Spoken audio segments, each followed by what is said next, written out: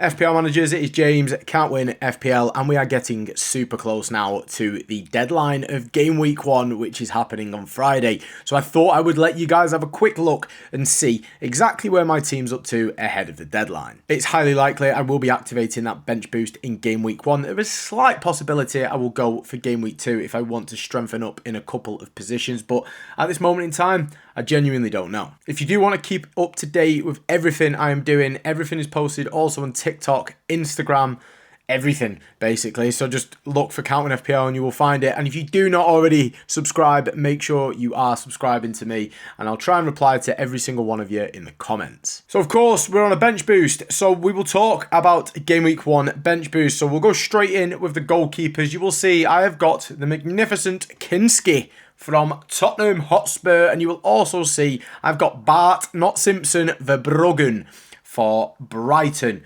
Do I like both of them? Not particularly, but I think both offer decent value at that 4.5 million range. I think Kinski's the best 4.5 million option by quite a bit. Spurs were relatively solid defensively at the back end of last season, and I can see them maintaining that a little bit more this season too. Verbruggen, does he excite me? No, not at all. Would I prefer someone like Senna Larmans? Yeah, I would. But I can't afford him. So this is what we've got. There are other options like Petrovic as well. You've got Leno. You know, there is other 4.5 million. You can go Rushworth if you wanted to as well. But if you're going to go with him, you're probably going to be targeting a game week 2 bench boost. And at this moment in time, I'm just not doing that. So for me, I think goalkeeper-wise, this is as good as it gets for 4.5 backups. Obviously, we're spending 9 million on goalkeepers. Traditionally, we don't normally bench boost this early, but obviously the likelihood of an early wild card is definitely on the cards, therefore meaning it probably makes sense to just double up on 2 bang average goalkeepers at 2 bang average clubs. If you're a Brighton fan or a Spurs fan, I'm only joking. No, I'm not. I'm being deadly serious. Sorry, lads. Right, moving on to that back line.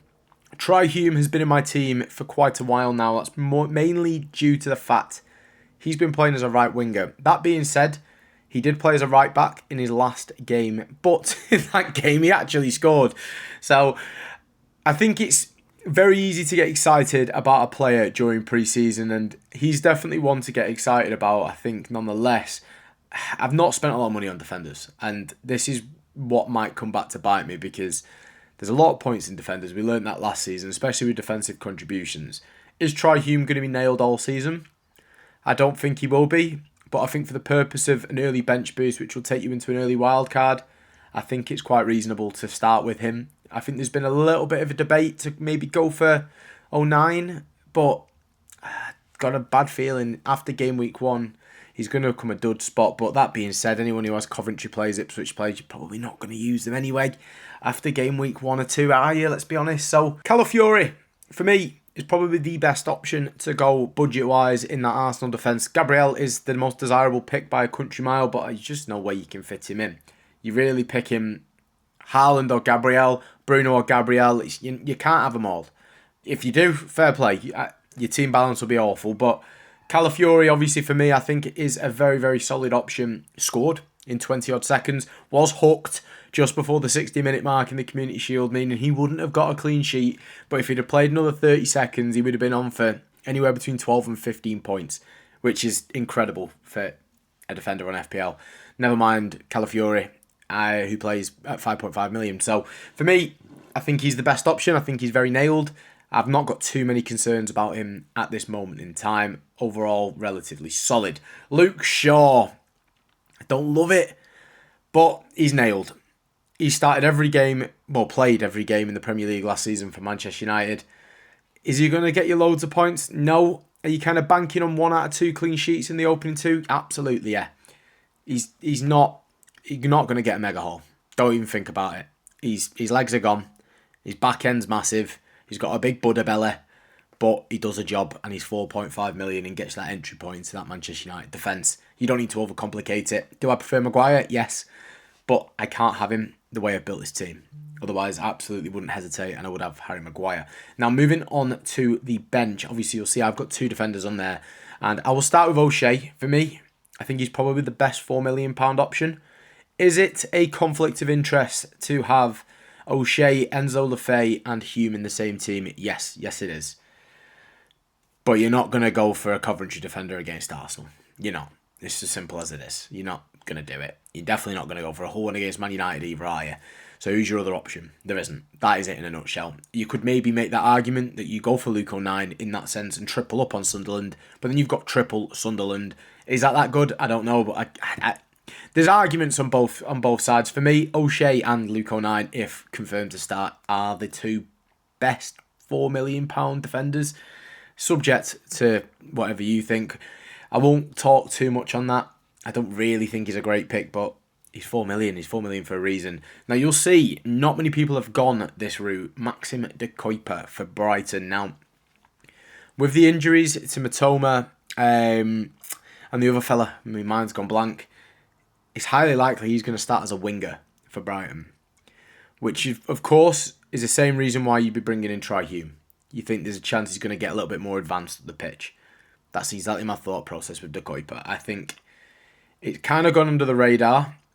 And if you listen to Planet FPL, you're listening Correspondent Week, even they thought it as well, that he's going to start as a winger. If you wanted to be safe, you've got Kadioglu, who's definitely a safe option. He's going to start as a left-back for Brighton this season, and that's almost a guarantee. De Kuiper has a bigger ceiling, I'd probably argue, because obviously he's a defender in the game, playing as an attacking position as such. He's still going to get you potential clean sheets there. Are Villa looking as strong as they could be at the start of the season? They're not. Nowhere near. Alejandro Garnacho is not a replacement for Morgan Rogers. I don't think he's a replacement for... I don't know, he's crap.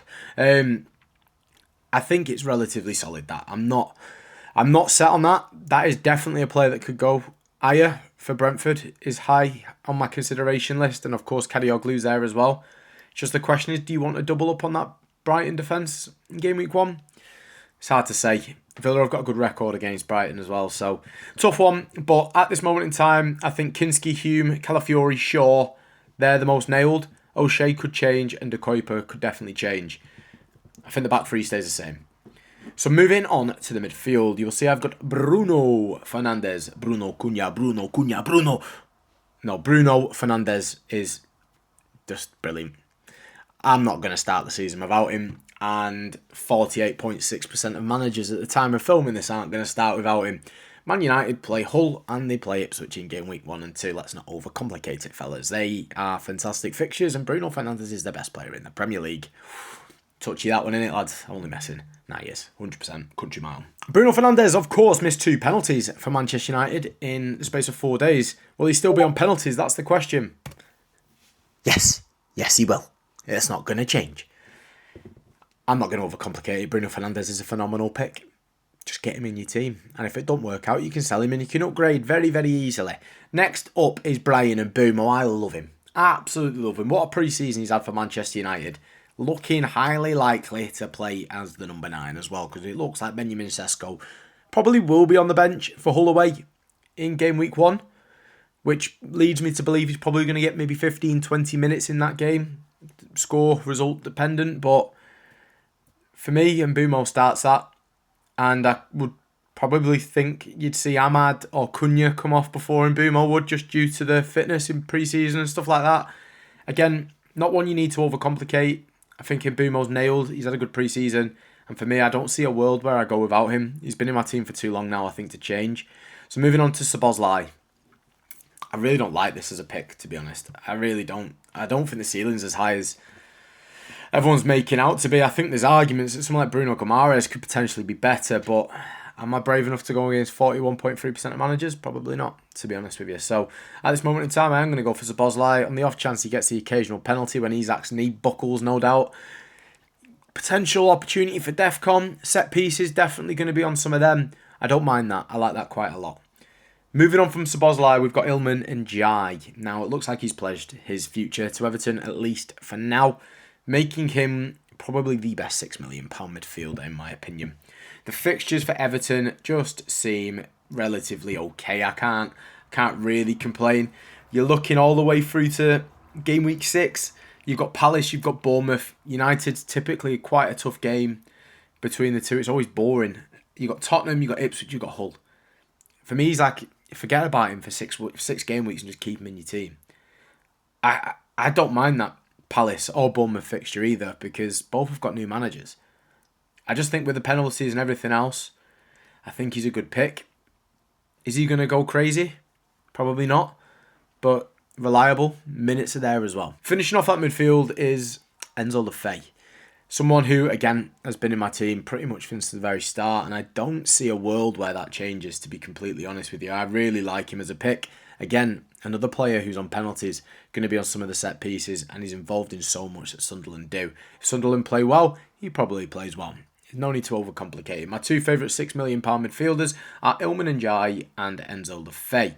Now, the only thing that I'm absolutely toying about with at the moment, and the only real way to do it is to get rid of Ndiaye or Enzo Lefebvre, would be drop one of them down to a £5.5 million midfielder. Could be Pascal Gross, but then I'd be stuck with triple Brighton. I don't like that. I wouldn't probably go there. Is go down to a 5.5 and bring on Solis from Arsenal, 6.5 million, and target that Coventry fixture. With the idea that you could have to move him on very quickly if his minutes start to look a little bit risky. But based on pre-season and based on the Community Shield, I think he starts. I'm quite confident of that, and it's 6.5 million. I think there's a lot of value there and will be very underrated by managers. One, definitely I'm going to try and figure out how to get in this team. You could maybe argue you could drop down Szoboszlai and then put 0.5 million back into that defence, which would make a big, big difference to the team. It's just if I could go without Szoboszlai. That's where I'm at with that. So moving on to the attackers, you will see I've got the most template attack on the planet. And it is Erling Haaland, João Pedro and Dominic Calvert-Lewin. Haaland, for me, I couldn't care less if he played 50-odd minutes in the Community Shield. He's going to start in game week 1. And he's going to bag goals.